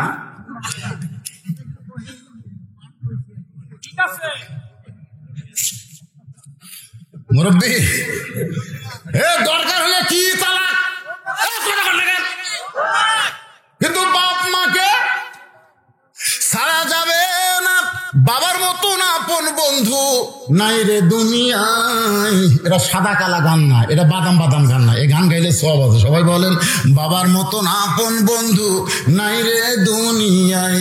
নিজে না খাইয়া বাবা, নিজে না খাইয়া বাবা সন্তানকে খাওয়ায়। বাবার মতন আপন বন্ধু নাই রে দুনিয়ায়। এখন হাসান হাসান জানে বাবার হাতে খাবার মানি, খাবার পাওয়া যাবে। হাসান দৌড়ে গিয়ে বলে মা, মা তোমার কাছে খাবার চাইলে তুমি খালি কান্দো। দেখো বাবার হাতে খাবার। দৌড়ে গিয়া বাবার দুইটা পা জাপটে ধরে বলে বাবা এতদিন কোথায় ছিলেন বাবা, তাড়াতাড়ি খাবার দেন, খাবার দেন গো বাবা। আমি আর আমার হাসান ভাই না খেয়ে ক্ষুদাই, ও আমার মা দেখো বাবা না খেয়ে কত কষ্ট পাই। আলী হোসেনের দিকে তাকাই, হাসানের দিকে তাকাই, দুইটা সন্তানের শুকনা মুখ দেখে তার কলিজা ভাঙ্গে যায়। কিন্তু আল্লাহর কোরআন বলতেছে, ইন্নামা আমওয়ালুকুম ওয়া আওলাদুকুম ফিতনা। আলী রে, সন্তানের মুখের দিকে তাকায়া ওই হাতের বেহেশতি খাবার দরজার ফকিরকে ভুলে যাস না। সন্তানের সম্পদ হলো বিপদের কারণ। তোর জন্য কিন্তু দেইনি, ফাতেমার জন্য কিন্তু খাবার দেই নাই, তোর হাসান হোসেনের জন্য কিন্তু তুই খাবার চাস নাই, তুই দরজার ফকিরের জন্য খাবার চাইছিস। আলী, যতই সন্তান কান্দুক, বিবি বাচ্চার দিকে না তাকায় দরজার দিকে চলে যা। আপনারা বলেন তো, হযরত আলীর কাছে আল্লাহর কোরআন বড় না সন্তান বড়? পাঁচ যেই বাড়াবার আছে, হোসাইন যেরকম ধরা দরকার, খিদে লাগিছে, হাতত খাবার দিচ্ছে না, মেজাজ খারাপ হবে না? দুই কাঁকড়ার মতো চাপিয়ে ধরেছে। হযরত আলী দেখতেছে না, এটা ছাড়া লাগবে, ছাড়া লাগলে একটু এক হাতে এরকম খাবার ধরছে, এক হাতে হেঁচকা টান নিচ্ছে। হেঁচকা টান মানে যেই মাত্র ছাইড়া দিছে, হোসাইন একটু দৌড়ে পড়েছে, আর হাসান সামনে থেকে দৌড়েছে হোসাইনের মাথাটা উড়াতে নিয়ে কপালে চুমা দিয়ে বলে, ভাই রে, তুই না কইলি মা ভালো না বাবা ভালো? বাবার হাতে খাবার থাকে, তারপরেও বাবা খাবার দেয় না রে। আর মার কাছে খাবার না থাকলে মা কান্দে। দেখ, আমাদের বাবার চাইতে মা অনেক ভালো। এই কথা যখন হাসান বলতে তো হোসেনকে, এমন সময় হোসেন হাসানের কোলের মধ্যে মাথা দিয়া এভাবে শাহাদত আঙ্গুলি তুলে বলতেছে, ও বাবা, তুমি আমাকে মারছো বাবা, তুমি আমাকে ফেলে দিয়েছো বাবা, তুমি কি আমারে চিনো? সুবহানাল্লাহ বলেন। এইভাবে হযরত আলীকে শাহাদত আঙ্গুলি তুলে বলতেছে, ও বাবা, তুমি আমাকে মারছো বাবা, তুমি আমাকে ফেলে দিয়েছো বাবা, তুমি কি আমারে চিনো? যেই মাত্র বলেছে তুমি কি আমারে চিনো, সঙ্গে সঙ্গে হযরত আলীর গোটা দেহ থরথর করে কাঁপতেছে। কারণ একদিন আল্লাহর নবী সাহাবীদের নিয়ে আলোচনা করতেছেন, শত শত সাহাবী নবীর সামনে আলোচনা শুনতেছে। সুবহানাল্লাহ। নবী যখন ওয়াজ করে, এই ওয়াজ, মাথার উপর পাখি পায়খানা করছে, মাথার উপর পাখি বসে আছে, নবী একসময় ওয়াজ করতে করতে, তোমার মাথার পাখি হচ্ছে, হুজুর আপনার ওয়াজের দিকে তাকায় আছি, অন্য কোনো দিকে খেয়াল নাই। সুবহানাল্লাহ। সাহাবীরা পাগলের মতো ওয়াজ শুনতেছে, আর পিছন দিক থেকে হোসেন এসে বলতেছে, ও না না, সারাদিন খালি সাহাবী নিয়ে থাকে রে, তোমার সাহাবী করে ছুরি দাও, এখন তোমার সাথে আমি খেলে করবো। মানে প্রতিদিন নবী আবার একটা সময় হাসান হোসেনকে দিচ্ছে খেলার জন্য। সুবহানাল্লাহ বলেন না কেন? খালি সাহাবীর সামনে ওয়াজ করে, সাহাবীর সাথে থাকে সবসময়। আবু বকর রাদিয়াল্লাহু আনহু হুযায়ফাতুল ইয়ামিনকে বলতেছে, যা তাড়াতাড়ি যা, আটকা, ও যদি নবীর কাছে আসে তাহলে কিন্তু আমাকে ওয়াজ শোনা শেষ। হুযায়ফাতুল ইয়ামিন এক দৌড়ে গিয়ে হোসেনকে বুকের মধ্যে দিয়ে বলতেছে, বাবু, এখন তুমি তোমার নানার কাছে যাইও না, কারণ তোমার নানা এত সুন্দর কথা বলতেছে, সাহাবীরা কলিজার খাতায় সেগুলা লিখতেছে। দরকার সুবহানাল্লাহ। ছোট্ট হোসেন হুযায়ফাতুল ইয়ামিনের কোল থেকে বলতেছে, রে না সাহাবীরা, আমার নানাকে চিনো বলে নানার কথা তোমাদের ভালো লাগে, কিন্তু আমাকে চিনো না বলে নানার কাছে আমাকে যাবার দেও না। আজকে শুনে না, ওই নানার চাইতে আমি হোসাইন কোনো অংশে ছোট না। যেই কইছে নানার চাইতে কোন অংশে ছোট না, হযরত আলী কিন্তু বসে আছে। কে বসে আছে? দৌড়ে এসে হুযায়ফার কোল থেকে নিয়ে মুখের উপর একটা ঠাসি মারছে। এই ছোট মুখে যা আসে তাই কোষ, এত জোরে ঠাসি মারছে, নিচের দাঁত দিয়ে উপরের লটকাইটা রক্ত বের হয়ে গেছে। কিছুক্ষণ পরে মুখ থেকে যখন হযরত হাতটা টান দেয়, এমন সময় হোসেন ওই রক্ত মাখা মুখে বলতেছে, ও নানার সাহাবী, আগে একজন সাহাবীর কোলে থেকে বলেছি ওই নানার চাইতে আমি কোন অংশে ছোট না, কিন্তু এখন আমার বাবার কোল থেকে রক্ত মাখা মুখ নিয়ে বলতেছি, ওই নানার চাইতে আমি হোসাইন অনেক বড়। যে কইছে অনেক বড়, ওমর ফারুক অগ্নিমূর্তি ধারণ করে বলে, আলী রে, তোমার হোসেনকে তুমি সামলাও, তোমার হোসেনকে তুমি সামলাও। আমার সন্তান আব্দুল্লাহ যদি এমন কথা বলতো, আমি 2 ঠ্যাং ধরে 1 টান মারতাম, ওরে সিরা 2 টুকরা করতাম। আলী যখন হোসেনকে নিজের বুকের মধ্যে রক্তমাখা মুখ ধরে নিয়ে যাবার চায়, এমন সময় নবী ইতিমের মতো দাঁড়াইছে। শিশুকালে মইরা গেছে মা, গর্ভে থাকতে মরছে পিতা, নবী চোখে দেখলেন না। নবী আমার ইতিমের মতন দাঁড়ায় বলতেছে, আলী রে, আলী, আমার হোসেনকে আমার কাছ থেকে আলাদা করিস না। তার মানে কি? আমার হোসেনকে আমার কাছ থেকে আলাদা করিস না। সঙ্গে সঙ্গে হয়তো আলী হোসেনকে ছেড়ে দিছে, এক দৌড়েছে নবীর বুকের উপরে ঝাঁপ দিয়ে কয়, না না, আমি আমার জীবনের চাইতে তোমাকে বেশি ভালোবাসি। না না, আমার জীবনের চাইতেও তোমাকে বেশি ভালোবাসি। সঙ্গে সঙ্গে নবী আমার হোসেনের রক্তমাখা মুখে চুমু দিয়ে, নবীর মুখ রক্তাক্ত হয়ে গেছে, হোসেনের মুখ রক্তমাখা। আল্লাহ গো, তুমি সাক্ষী থাকো, হোসেন নিজের জীবনের চাইতে আমাকে বেশি ভালোবাসে, যার প্রমাণ কারবালার প্রান্তরে হোসাইন দিয়া গেছে। আল্লাহ রাসূল বলে, নানু ভাই, এই কথাগুলো তুমি আমাকে একলা বলতে পারো যে নানার চাইতে কোন অংশে ছোট না, নানার চাইতে অনেক বড়, এগুলো একলা একলা কবা। এতগুলো মানুষের সামনে তুমি কসো, এই সাহাবীরা যে খেপে গেছে। দেখো তো উমর কি খেপা খেপছে। তখন হোসেন বলতেছে, না না, আমার মনে হয় তোমারও মন খারাপ। নবী বলতেছেন, আমার মন খারাপ না, কিন্তু একটা জিনিস আমি চিন্তা করে ফেললাম না, যে তুই আমার চাইতে বড় কেমনি হলি। হোসেন বলতেছে, না না, তাহলে বসো, ও আর শোনার লাগবে। নবী যখন বসেছে তখন হোসেন বলতেছে, না না, আমার 1 নম্বর প্রশ্ন হলো তোমার বাপ আর আমার বাপ, তুমি এখন বলো এই 2 বাপের মধ্যে কার বাপ বড়? তুমি কও। আল্লাহ রাসূল বলতেছে, আমার বাবা আব্দুল্লাহ জান্নাত পাবে কি পাবে না এই গ্যারান্টি আমি দিতে পারবো না, তারপরও আমরা বলবো নবীর বাপ মা জান্নাতি। জোরে কান সুবহানাল্লাহ। এই শালা হেজাতিরা কয় নবীর বাপ মাও নাকি জাহান্নামে যাবে। শালা বেয়াদব কোথাকার, এদেরকে আমি হেজাতি কই। হেজাতি, হেজাতি বোঝেন না? হ্যাঁ হ্যাঁ হ্যাঁ রে। আবার সেদিন এক হেজাতি কইল নবী নাকি মরে আছে, নবী নাকি কবরত মরে আছে। শালা কি ইহুদি খ্রিস্টানের চাইতে খারাপ। ইসলামের আলো জ্বলায়া দিয়া নবী ঘুমায়া আছেন সোনার মদিনায়। ইসলামের পতাকা উড়ায়া দিয়া নবী শুইয়া আছেন সোনার মদিনায়।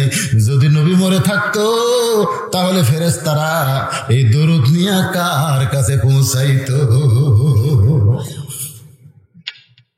আপনাদের কি ধারণা আমাকে নবী মরে আছে? মরে আছে?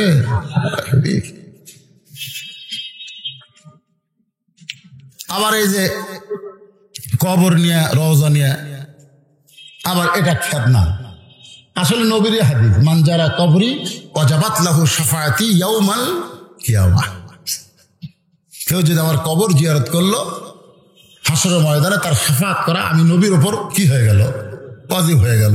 আরিফ বিন হাবিব কবর কসে, আর এনায়েতুল আব্বাসী বলতেছে নবী রওজা কবর করলো। কাফের। কবর মানে কি আগে বোঝা লাগবে তো ভাই। জান এই যে আমাদের মধ্যে সামান্য, এটা আবার ইউটিউবে এটা আবার হেডলাইন করে। এরা তো আজকে কি হেডলাইন করবি? আজকে এতগুলো আছে, হেডলাইন গুলো থাকবে না, খালি বলবো সেদিন ফিরে আস। সেদিন দেখলাম কে যাচ্ছে যাচ্ছে, ওর নাম কি নয়ন নাকি? নয়ন আছে, মাছ দেওয়া লাগবে। এমন কাটিং কাটিং করে হেডলাইন করছে, আমার তো 1 সপ্তাহের মধ্যে ধরে নিয়ে যাওয়ার কথা। কেন ওয়াজের মধ্যে বহু কথা থাকবে, সব কথা তো হেঁটে আনা যাবে না। ধরে কোন কথা ঠিক কিনা? আমি বললাম না 23 সাল পরিবর্তনের বছর, এইটা যদি হেডলাইন করে 23 সাল হলো আওয়ামী লীগ কবর দেওয়ার বছর, এটা যদি লেখে তাহলে তো বিপদ। এটি কোনো কারোর নাম হচ্ছে? কটা কারোর নাম হচ্ছে? কোনো নাম নাই তো। তারা ভিউ বাড়ানোর জন্য হেড করে। এই আলেমদের মধ্যে ফেতনা বাজানোর জন্য এই ইউটিউবে রাখিছি, ভিউ বাড়ানোর জন্য এগুলো করে। এরাই তো লাভবাসীও ইসলামের কাজ করতেছে হকের পক্ষে। আরিফ বিন হাবিব তো চলন্ত লাইব্রেরি, জোরে কোন সুবহানাল্লাহ, চলন্ত লাইব্রেরি। কত হাদিস শুনবেন, কি শুনবেন, রেফারেন্স ছাড়া, দলিল ছাড়া একটা কথাও যে হয় না। তো এইরকম দুটো আলের মধ্যে আবার তর্ক লাগুক, ফেতনা লাগুক, আমরা কি এটা চাই? জোরে কোন এটাকে আমরা চাই? আমরা চাই না তো।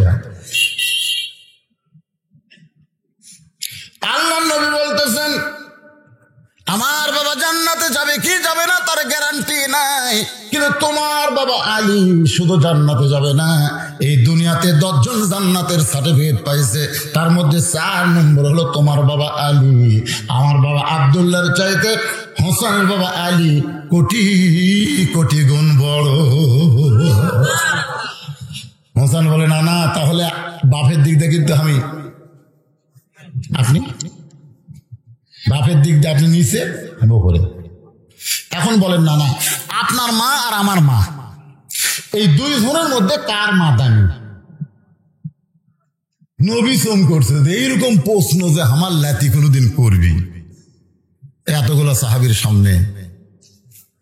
আল্লাহ নবী বললেন, আমার মা আমিনা জান্নাত পাবে কি পাবে না সেই গ্যারান্টি আমি নবী দিবার পারবো না। আর হোসেনের মা ফাতেমা শুধু জান্নাত পাবে না, জান্নাতি নারীদের নেত্রী হবে। আমার মা আমিনার চাইতে হোসেনের মা ফাতেমা আল্লাহর কাছে কোটি কোটি গুণ বড়। হোসেন বলে, না না, তাহলে মায়ের দিক দেখ, তুমি কিন্তু নিচে থাকলে আমি মায়ের দিক দিয়ে উপরে চলে গেলাম। এখন 3 নম্বর প্রশ্ন, নানা বলো তো, তোমার নানা আর আমার নানা, এই 2 জনের মধ্যে কার নানা বড়? এই কথা যেই মাত্র হোসেন কইছে, সঙ্গে সঙ্গে হযরত ওমর দৌড়ে এসে হোসেনের মুখে চুমু দিয়ে বলে, বাবা এত দামি কথা তুমি বলবে বাজান, আমরা কোনোদিন কল্পনা করি নাই। তোমার নানার নানা ওয়াহাব জুহুরিকে দুনিয়ার কেউ চিনে না, আর হোসেনের নানাকে শুধু দুনিয়ার মানুষ না, আল্লাহ কোরআনে করছে ঘোষণা, ওয়া ইন্নাকা লাআলা খুলুকিন আযীম। বিশ্ব নবীর চরিত্র ফুলের মতো না, ফুলের চাইতেও পবিত্র। বিশ্ব নবীর চরিত্র, আমার নেতা তোমার নেতা। ও বাবা, তুমি আমাকে মারছো বাবা, ফেলে দিয়েছো বাবা, তুমি কি আমারে চিনো?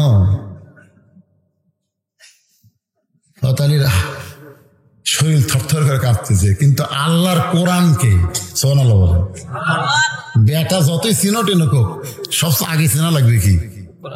কোরআন। কোরআনের মহব্বতে ওই জান্নাতি খাবার টোবলা নিয়ে দরজা খুলছে, দরজা খুলে দেখে ফকির দাঁড়ায় আছে। যে ফকির কান্দর চড়াচ্ছে, থাকতে পারে না, যে ফকির শুতে হচ্ছে চাদরের উপর, সেই ফকির খাড়া হয়ে আছে। বাড়ির মধ্যে বউ পড়ে আছে, সন্তান পাও ধরেছিল, হেঁচকা টান মারছে, হাতে জান্নাতের খাবার। আলী চিল্লাবে, ফকির 3 দিন হলে না খেয়ে আছিস, নড়বার পারিস না, আমার কান্দে চড়ে দরজা পর্যন্ত নিয়ে আসলাম, চাদরে শুয়ে রাখলাম, দাঁড়ায় আছিস কেন? ফকির বলতেছে, ওয়ালাইকুম আসসালাম। আলী চুপ করছে, কে রে, সালাম দিলাম কখন, উত্তর দিল কখন? ফকির তুই আসলে ফকির না, বল বল তুই কে? কে রে তুই কে? আসলে তো ফকির না, আসলে তাহলে কে? মুসলমান হিসাবে আমাদের জানার একটু অধিকার আছে না নাই? আল্লাহ কোরআনে বলেছেন, আল্লাযী খালাকাল মাউতা ওয়াল হায়াতা লিয়াবলুয়াকুম আইয়ুকুম আহসানু আমালান ওয়া হুয়াল আজিজ পরীক্ষা হবে ভাই, পরীক্ষা হবে। লিয়াবলুয়াকুম, তোমাদের পরীক্ষা করা হবে। কিসের পরীক্ষা? সাবজেক্ট কি? আহসানু আমালা, সুন্দর আমল। ঘড়ির দিকে তাকায় দেখেন রাত বেশি হয়নি, 12টা বাজছে। আমি ওয়াজ আরো কিছু করবো, অসুবিধা নাই, কিন্তু এই যে যারা কোরআনকে ভালোবাসলেন আলীর সঙ্গে, আলীকে এটা ফকির না কে, এটা শুনলেই আপনার আশ্চর্য হবেন। তা আমি কোনো অস্ত্র কোনো জায়গায় থুয়ে যায় না, সব করেই যায়। কিন্তু সমস্যা হলো আমাকে এমন টাইমে, আমি তো আরো আগে এসে বসেছিলাম, কিন্তু ট্রেজে আনতেছে না আদায়, আপনাদের গ্রামের ছেলে আমার বেলাল ভাই আদায় করতেছিল। আমি চিন্তা করলাম যে এই বেলকুচির মধ্যে, বেলকুচি, এনায়তপুর, বেলকুচি, সোহালি, এই 3 থানার মধ্যে খালি টাকা চাওয়া, লেওয়া যায় না।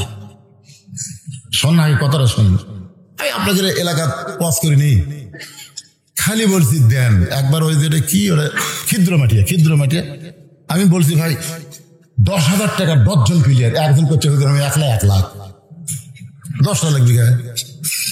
আমি এটা কোন জায়গায়, পরে গোটাল টেবিল গেলে 500 টাকা 100 টাকা টিপ। আমি বলে এটা কোন দেশ রে বারে? বেলকুচি হুজুর। তো এটাও বেলকুচি। এই রাজারা কি ফকির হসে? এই রাজারা কি ফকির হসে? এই রাজাপুর ফকিরের মতন টাকা দান করলো, 10,000 টাকা কেউ দেয়নি। আমি চিন্তা করলাম এরা কি করবি, এরা মাদ্রাসা চলাবি কেমনে? এ মাদ্রাসা ভেঙ্গে তো বক্তা বিদায় করা লাগবে। তোর কোন কথা ঠিক কিনা? মাসের ইটা খুলে খুলে বেচে বক্তা বিদায় কর, বক্তারও তোর টাকা থাকবি না।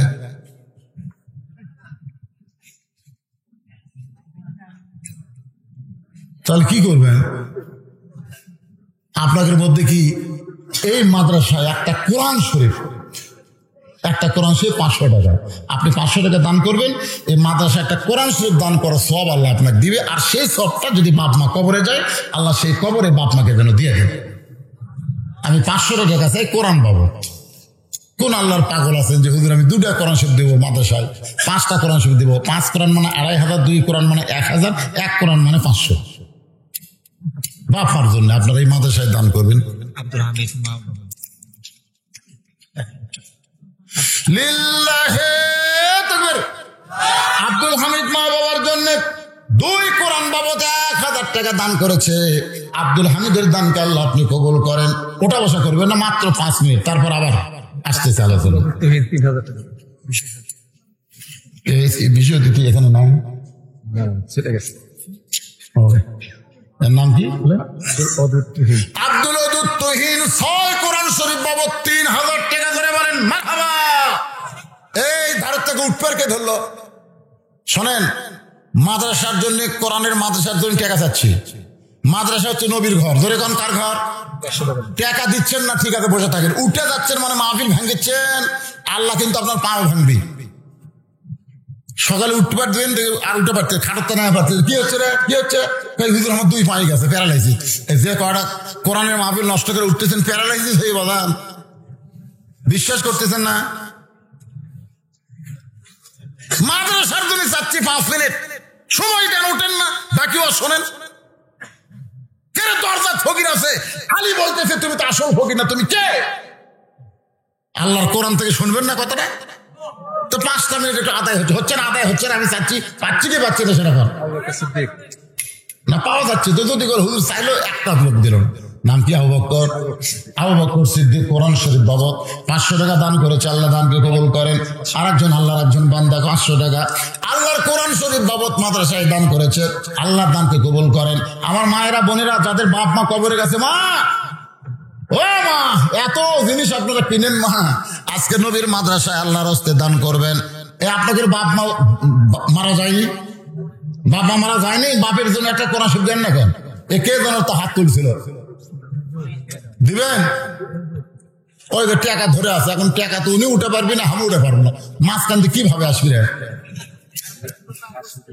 মোহাম্মদ শহীদুল ইসলাম 500 টাকা। শহীদুল ইসলাম, মোহাম্মদ শহীদুল ইসলাম কোরআন শরীফ বাবদ 500 টাকা দান করেছে। আল্লাহ দানকে কবুল করেন। আল্লাহুম্মা আমিন। বিশেষ অতিথি নাম কি? আশরাফুল আলম। লিল্লাহে তাকবীর।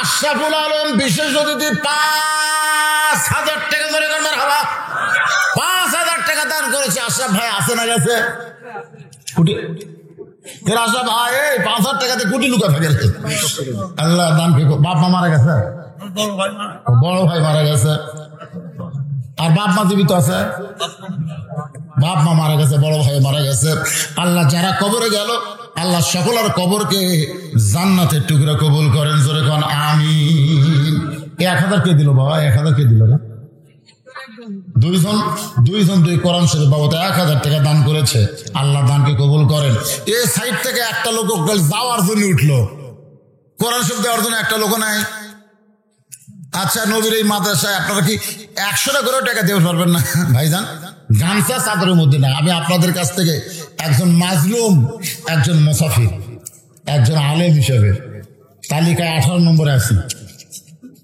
সেই হাতে একটু টাকা দেন না কেন একটু মুসাফা করে একে হাট টাকা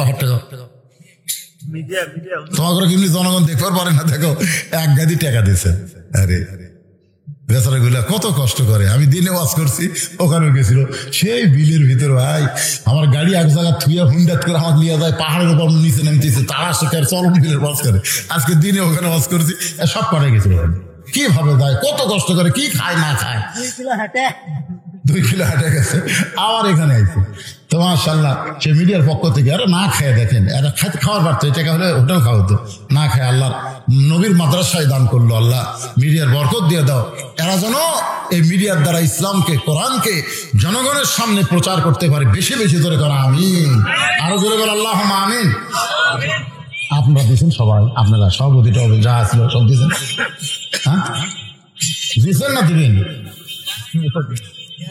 এই সাইড থেকে একটা কোরআন শরীফ দেওয়ার লোক নাই 500 টাকা দিবে ওই তো টাকা ধরে আছে দেখছেন হাইরে দুটা ধরে আছে রে আসলে তো বিপদ রে বারে আচ্ছা 100 টাকা ধরে তো আমি চাইও বিপদ আপনার তো উঠবেন না মনে হয় আলহাজ হাফেজ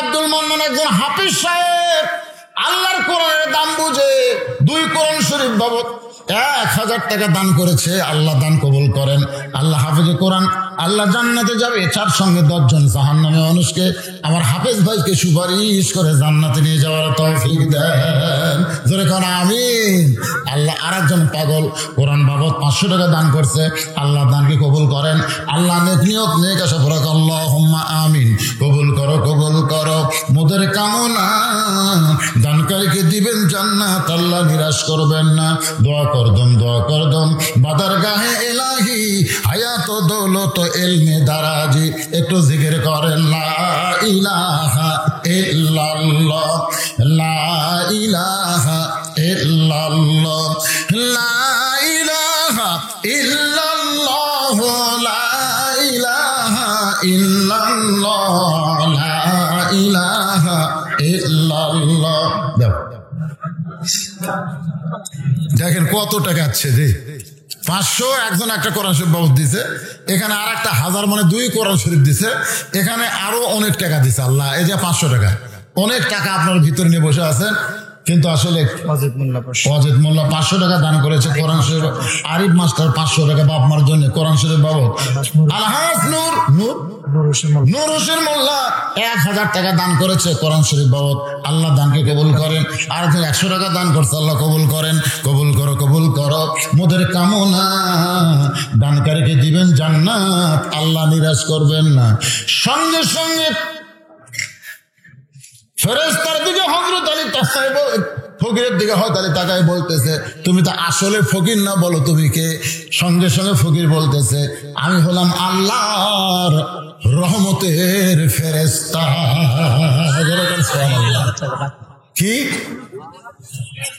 আলী বলতেছে ফেরেশতা হয়ে মানব স্বরূপ ধরছো কেন বলে আমাদের মধ্যে একটা চিন্তা হচ্ছিল যে একটা মানুষ কি করে এতগুলো ডিগ্রি পায় একটা মানুষ কয় মানুষ এক মানুষ জান্নাতি যুবক সর্দারের বাপ আপনারা বলেন তো জান্নাতি 2টা যুবক সর্দার হবে হাসান হোসেন তার বাপের নাম কি সেই মানুষটাই আবার জান্নাতি নারীদের নেত্রীর স্বামী আল্লাহ নবী পর্যন্ত বলেছে যে আমার আলীর মতন সৌভাগ্যবান কোন নবীও হয়নি, কোন সাহাবিও হয়নি, কোন মানুষ কিয়ামত পর্যন্ত হবে না, হবে না তো কেউ। আল্লাহ রাসূল বলেছেন আমিও হইনি। কি জন্য? বাপ হিসাবে আলী আমার চাইতে বেশি সৌভাগ্যবান, কারণ তার দুটা সন্তানকে আল্লাহ জান্নাতের যুবক বা সর্দার বানায় দিবে। সুবহানাল্লাহ বলে। স্বামী হিসাবে আলী আমার চাইতে বেশি সৌভাগ্যবান, কারণ আলীর বউ ফাতেমা জান্নাতে নাইদের নেত্রী হবে। ধরে করেন সুবহানাল্লাহ। আবার সে আলী হচ্ছে আনা মাদিনাতুন এলমে ও আলী ও বাবুহা। রাসূল বলেছে এলমের শহর, আলী হচ্ছে তার দরওয়াজা, জ্ঞানের রাজা। ধরে করেন সুবহানাল্লাহ। আবার সে আলী জিহাদের ময়দানে কয় নম্বর? ফের হযরত আলীর জিহাদের জীবন পড়েন নেই, পড়বেন। হযরত আলীর জিহাদের জীবন একটা বই পাওয়া যায়। হযরত আলী জিহাদ যাওয়ার আগে নিয়ত করতে, আল্লাহ আমি কিন্তু একলা যুদ্ধ করবো না, তোমাকে কিন্তু আমার সাথে থাকা লাগবে, আগে তুমি ওয়াদা দাও, তারপরে যুদ্ধ নামবো। সুবহানাল্লাহ। যখন দরজা টান মারছিল, আলীকে একলাই টান মারছিল, আল্লাহ সাথে আছিল। আল্লাহর কুদরতি পাওয়ার, আলীর হাত মারছে, টান চলে আসছে। ঢাল বল আছে যেটা 50 জন উঠে ওর পারে না, ফেলে দিচ্ছে, 80 গজ দূরে গিয়ে পড়ছে। বুঝতেছেন না? সে আলী আসাদুল্লাহ গালি। একই মানুষ এত ডিগ্রি কেমনি পায়? আল্লাহ বললেন লিয়াবলুয়াকুম আইয়ুকুম আহসানু আমালা। পরীক্ষা তোমাদের পরীক্ষা করা হবে সুন্দর আমলের। কোরআন শরীফ বাবদ একজন 500 টাকা দান করছে, আল্লাহ কবুল করেন। বারেক শেখ 1000 টাকা দান করছে, আল্লাহ কবুল করেন। হাজী হুমায়ুন আহমদ ময়নান মোল্লা 500 টাকা দান করছে, আল্লাহ দানকে কবুল করেন। সকলে বলে আল্লাহুম্মা আমিন। তা আপনাদের আমি একটা অনুরোধ করি, সেটা হলো শাহিন উনি দিয়েছেন 1000 টাকা। হাফেজ শাহিন উনি 1000 টাকা দান করছে, আল্লাহ তার দানকে কবুল করে। একটা অনুরোধ করি, সেটা কি, আগামী বছর থেকে যদি এখানে আপনারা মাহফিল করেন, তাহলে প্রধান বক্তার জন্য আপনারা 1 টাকা আদায় করবেন না, দ্বিতীয় বক্তাদের আদায় করে নেবেন। কারণ আজকের এই বেলকুচি রাজাপুরের মানুষ ভালো দেখে বসে আছে। কারণ আমি যে জায়গাতে ওয়াদের পরে বলছি বাবা কিছু দেওয়া লাগবে, এই দেওয়া লাগবে করে আর মোনাজাত করার লোক নেই। এই কয়েকটা ইউটিউবার ছাড়া আমি মোনাজাত পাইনি। এরাই কয়েকদিন বসে থাকে, মানে ওরা তো বেকায়দা, বুঝলেন, যাবার চালাতে পারতেছে না, কারণ এটা হওয়ার কাছে বান্দা আছে। তো এই কয়েকজন ছাড়া আমিন করার একটা লোক নেই। তো দিবেন না, কেন রাতে হলে সব দিবেন। 1 রুমালকে 3-4 রুমাল দেন। অনেকে হয়তো বলবে শয়তান ওয়াসওয়াসা মিন শারিল ওয়াসওয়াসিল খান্নাস, ভিতরে খান্নাস বলবে একবার দিছিস আবার কি করে, একবার ব্যাংকে টাকা থই মানুষ বারবার থই, যত রাখবে তত বাড়বে। আপনি যত দান করবেন আপনার নামে জান্নাতের ব্যাংকে তত আল্লাহ বাড়াই দিবে। জোরে করে সুবহানাল্লাহ। একবার দিয়েছেন কি বারবার দেন, অসুবিধা নেই। হ্যাঁ বাচ্চারা যা হয় দেন। যারকে পায়ের তলে ফেরেশতারা নূরের পাকা বিছায় দেয়, সেই বাচ্চারা আপনাদের কাছে রুমাল নিয়ে যাচ্ছে, দেন সবাই আল্লাহর রাস্তায় দেন। কি ময়নারা রে, তাই তো সামনে বসে আছে। চেহারা দেখলেই শান্তি। এখানে গুদগুদা হতে রে, এখন থেকে কেমন শরীর দিয়ে ভালো হচ্ছে রে। খালেদ সাইফুল্লাহ রে, এরা খালেদ সাইফুল্লাহ। আল্লাহ কবুল করে আমিন। কি নরম মানুষ ভাই, যার হাতের মধ্যে হাত দিলে বলা যায় জান্নাতের একটা পরশ পাওয়া যায়। খালেদ সাইফুল্লাহ হাত এত মোটা, এত শান্তি, এত নরম। আর সেই মানুষটা লিয়ে দেয় জেলের মধ্যে থছিল। হাইরে হাই, তো মাথা খারাপ। সুবহানাল্লাহ। একেবারে ওই রকমই হচ্ছে, মোটা হইন।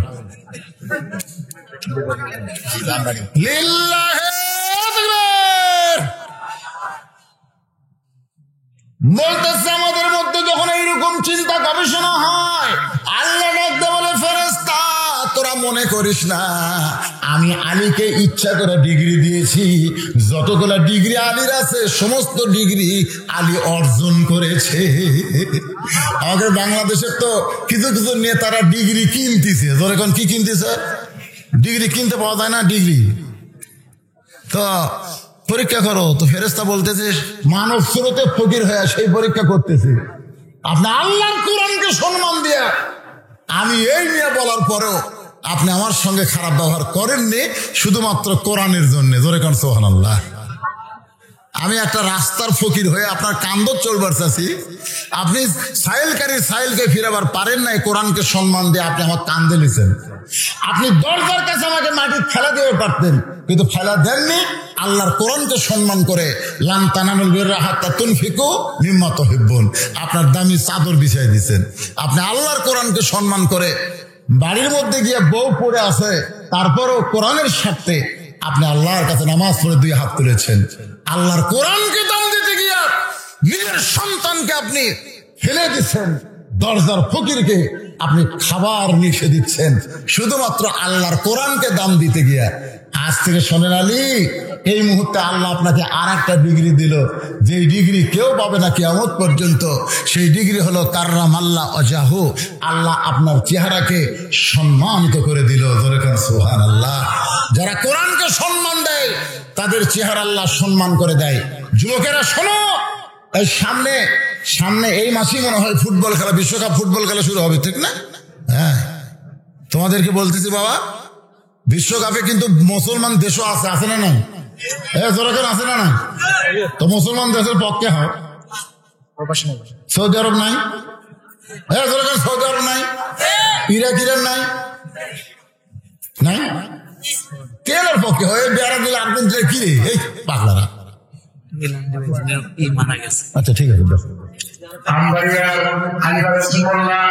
আপনি যদি এখানে থাকেন শীঘ্র বাড়িতে যান, আপনাকে বাড়িতে করতেছে আপনার মধ্যে ইন্না লিল্লাহি ওয়া ইন্না ইলাইহি রাজিউন। আস্তাগফিরুল্লাহ, সকলে পড়ে আস্তাগফিরুল্লাহ রাব্বি মিন কুল্লি জামবি ওয়া তুবু ইলাইহি লা হাওলা ওয়া লা কুওয়াতা ইল্লা বিল্লাহিল আলিয়্যিল আযীম। ভাইজান কিছু বলবেন? আপনি কিছুই বলবেন না? তোমার আজ করে দিলাম। আল্লাহুম্মা আমিন। আল্লাহুম্মা আনতাস সালাম ওয়া মিনকাস সালাম, তাবারাকতা ইয়া যাল জালালি ওয়াল ইকরাম। আল্লাহ তাআলা যোগ্য সভাপতির সভাপতিত্বে আজকে রাজাপুর মাদ্রাসায় জান্নাতের বাগান লেগেছিল। এই মোনাজাতের ভিতর দিয়া বাগানের সমাপ্ত হবে। 1 বছর পর আবার জান্নাতের বাগান লাগবে এই জায়গায়। হয়তো আমরা অনেকে থাকবো না, হতে পারে আজকের মাহফিল আমাদের জীবনের শেষ মাহফিল, হতে পারে আজকের মোনাজাত আমাদের জীবনের শেষ মোনাজাত। ও দরদি আল্লাহ, সেই মাগরিবের নামাজের পর থেকে রাত 12টা পার হয়ে গেল। এই দীর্ঘ সময় পর্যন্ত যত আলোচনা হয়েছে, এর মধ্যে যত ত্রুটি বিচ্যুতি মাফ করে হাদিয়া যা মঞ্জুর করো। সোনার মদিনায় নবী পাকের রওজা মুবারকে কবুল করে না। মদিনা মদিনা, কত সুন্দর নাম মদিনা। মদিনার মানুষটা কত সুন্দর। ইমানের হালে একবার যদি চাঁদ ভরা মুখখানা দেখতে পায়, তার জন্য আল্লাহ জাহান্নামের আগুন হারাম বানায়। কত স্বপ্ন দেখেছি জীবনে, এমন একটা স্বপ্ন আমাদের দেখাও গো আল্লাহ, যে স্বপ্নে নবীজির সোনামুখ আমাদের কবুল হয়।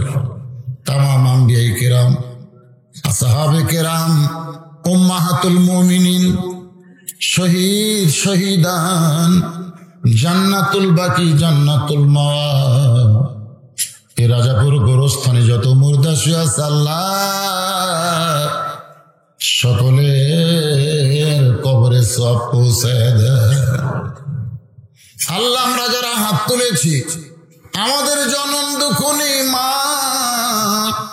ছোট্ট একটা শব্দ মা, কিন্তু কি মধু নামের ভিতর। যাদের মা নাই তারাই বুঝতেছে।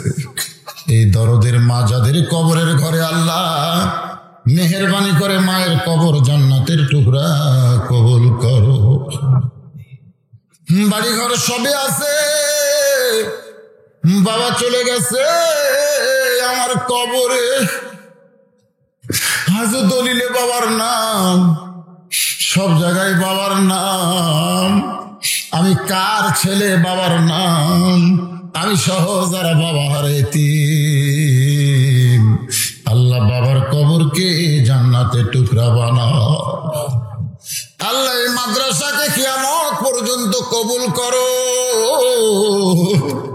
এই মাদ্রাসার জায়গা দিয়ে জমি দিয়া মাদ্রাসা গড়ায় যারা কবরে চলে গেছে আল্লাহ, তাদের কবরকে জান্নাতের টুকরা বানায় দাও। বর্তমানে যারা মাদ্রাসার দায়িত্বে আছে, সুন্দর করে আবার নতুন করে মাদ্রাসা পরিচালনা করার হিম্মত তৌফিক তাদের দান করে দাও আল্লাহ। আজকের মাহফিলের সম্মানিত সভাপতি মুফতি সাহেব, আলেম সাহেব, হাফিজ আল্লাহ, তুমি তাকে কবুল করো আল্লাহ। আজকের মাহফিলে 2 জন সম্মানিত বিশেষ অতিথিবৃন্দ আল্লাহ কবুল করো। আলেম ওলামাদের কবুল করো, হাফিজকারীদের কবুল করো আল্লাহ। মাজলুম আলেম যারা আজকে জেলখানায় বন্দি জীবন কাটছে আল্লাহ, আল্লাহ কোরআনের পাখিগুলোকে আবার কোরআনের ময়দানে ফিরে দাও আল্লাহ। আল্লাহ হক কথা বলে নাম মামুনুল হক আল্লাহ আজকে জেলখানায় বন্দি, কলিজার টুকরা আমার আমির হামজা জেলখানায় 50 বছর যিনি কোরআনের তাফসীর করলেন, আমার ওস্তাদ আল্লাহর ওলি জেলখানায়। আল্লাহ আল্লাহ তুমি সব পারো আল্লাহ, তুমি সব পারো। তোমার দরবারে আমাদের করুন আর কাকুতি আল্লাহ। এই ময়না পাখিগুলোকে আবার তুমি কোরআনের ময়দানে ফিরে দাও আল্লাহ। আল্লাহ আমি গুনাহগার বলে ফিরাই দিও না আল্লাহ। আলেম ওলামা হাত তুলেছে, হাফেজের হাত তুলেছে, কচি কচি মাসুম বাচ্চারা মাদ্রাসার তালবে ইলম হাত তুলেছে আল্লাহ। ওদের মাসুম বাচ্চারা হাতের ওসিলায় আজকে আমাদের দোয়াকে কবুল করো আল্লাহ। আল্লাহ আজকে মাহফিল কমিটির সভাপতি, মাহফিল কমিটির সহসভাপতি, সেক্রেটারি, কেশিয়ার কি কবুল করো আল্লাহ। যারা নগদে বাকিতে দান করেছে আল্লাহ, সকলের দানগুলোকে কবুল করো। আমার মা বোনদের জন্য দোয়া করি, মা বোনদেরকে আল্লাহ তুমি কবুল করো আল্লাহ। আল্লাহ যুবকদের জন্য দোয়া করি, যুবকদেরকে 5 ওয়াক্ত নামাজি বানায় দাও আল্লাহ। আল্লাহ যুবকগুলোকে ফেসবুক, ইউটিউবার, ফেসবুক এবং এই খেলাধুলা থেকে আল্লাহ, পাবজি, ফ্রি ফায়ার খেলা থেকে আল্লাহ যুবকদের হেফাজত করো আল্লাহ। আল্লাহ মেসি নেইমারের ভক্ত না করে যুবকদেরকে হাসান হোসেন ভক্ত বানায় দাও আল্লাহ। তাই আল্লাহ কবুল করো, যুবকদেরকে নিয়ে আসো তুমি আল্লাহ। আমরা বুড়োগুলো মরে গেলে যুবকরাই থাকবে দেশে আল্লাহ, মেহেরবানি করে। আল্লাহ তাআলা কত মানুষের জানাজার নামাজ আমরা পড়েছি, এই 2 হাতে কত কবরে আমরা মাটি দিয়েছি। একদিন আমরা সবাই মরে যাব। যেদিন আমাদের মরণ হবে, দিনটা যেন জুমার দিন হয়, মাসটা যেন রমজান মাস হয়।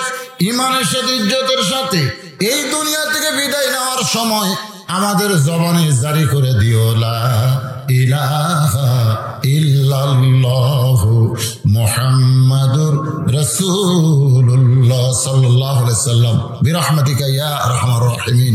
আসসালামু আলাইকুম ওয়া রাহমাতুল্লাহি ওয়া বারাকাতুহু।